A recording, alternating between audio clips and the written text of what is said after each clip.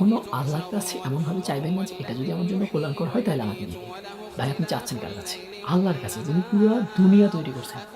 যিনি কিনা চাইলে সেকেন্ডের মধ্যে পুরা এই যে সেকেন্ড শব্দটা আছে অর্থাৎ সময়, চাইলেই মুহূর্তের মধ্যে তিনি পুরো সময়কে আটকায় দিতে পারেন, অতীতকে ভবিষ্যৎ, ভবিষ্যৎকে অতীত করে দিতে পারেন। যা ইচ্ছা তাই করতে পারেন। অর্থাৎ আল্লাহর কাছে এমন কিছু নেই যেটা তিনি করতে পারেন। সো আপনি কেন বলবেন যে এটা যদি আমার জন্য কল্যাণকর হয় আমাকে দিন?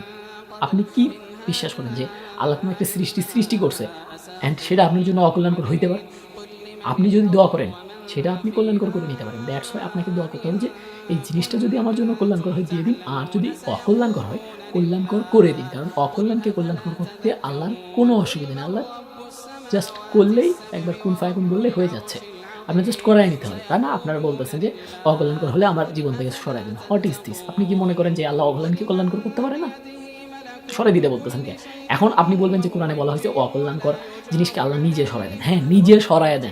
আপনাকে বলে নাই যে অকল্যাণকর হলে আপনি আল্লাহর কাছে দোয়া করুন যে অকল্যাণকর সো এটা আপনি আমার জীবন থেকে সরায় দেন অ্যান্ড কল্যাণকর আমারে দিয়ে দেন। না, আল্লাহ ভালো বোঝেন যে কোনটা দেওয়া লাগবে, দেওয়া লাগবে না। কিন্তু আপনি তো দোয়া করতেই পারেন যে অকল্যাণকরকে আপনি কল্যাণকর করে দিন। অ্যান্ড যদি আপনার দোয়াটাই পছন্দ হয় বা এইভাবে যদি আপনার ভাগ্যে লেখা থাকে যে সেটা পারত না বাট এটা তার জন্য অকল্যাণকর হতো, সে আমার কাছে কল্যাণকর হিসেবে চাইবে এবং আমি তাকে বাধ্য হয়ে দিব বা খুশি হয়ে দিব। বাধ্য না তো খুশি হয়ে, আল্লাহ তো বাধ্যবাধকতা করে নাই। খুশি হয়ে দিব। বাট আপনি সেই দোয়াটাই করলেন। আপনি ভাবলেন হয়তো এটা অকল্যাণকর বা আমার মনে হচ্ছে অকল্যাণকর। কিন্তু আপনি তো আল্লাহর চাইতে বেশি জানেন। আল্লাহ সব জানেন।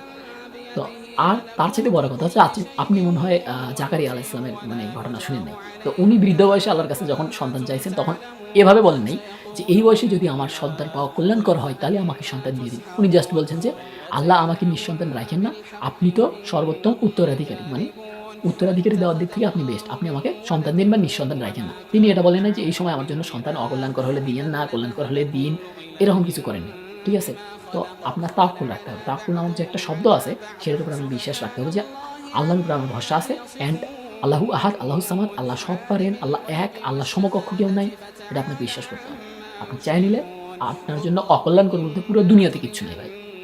তো কেন আপনি দোয়া করবেন যে এটা কল্যাণকর হলে আমাকে দিন? অকল্যাণকর হলে কেন চাইবেন না? অকল্যাণকে কল্যাণ করে নিতে চাইবেন। আপনাকে চাইতে হবে। চাওয়া শিখতে হবে। আপনি চাওয়া শিখেন নাই দ্যাটস ওয়াই আপনি বলতেছেন যে, "এটা তো অকল্যাণকর মনে হচ্ছে। ও তো আসলে মানুষটা ভালো না। ওর সাথে আমার কেমন বলবে?" না, এমনটা নয়। সে মানুষ ভালো না। ভালো মানুষ নয়। ঠিক আছে? খারাপ মানুষকে ভালো করে কে? আল্লাহ তাআলা। আর সবচেয়ে চমৎকার বিষয় হচ্ছে আপনি যদি হযরত মুহাম্মদ সাল্লাল্লাহু আলাইহি ওয়াসাল্লামের সময় হইতেন, তাইলে আমরা ইসলামের অন্যতম খলিফা হযরত উমরকে দেখতেই পারতাম না। মানে আপনাদের মতন লোকজন থাকলে। তো উমর ও তো হযরত মুহাম্মদ সাল্লাল্লাহু আলাইহি ওয়াসাল্লামকে হত্যা করতে এসেছিল। তো ও কিভাবে ভালো মানুষ, তাই না?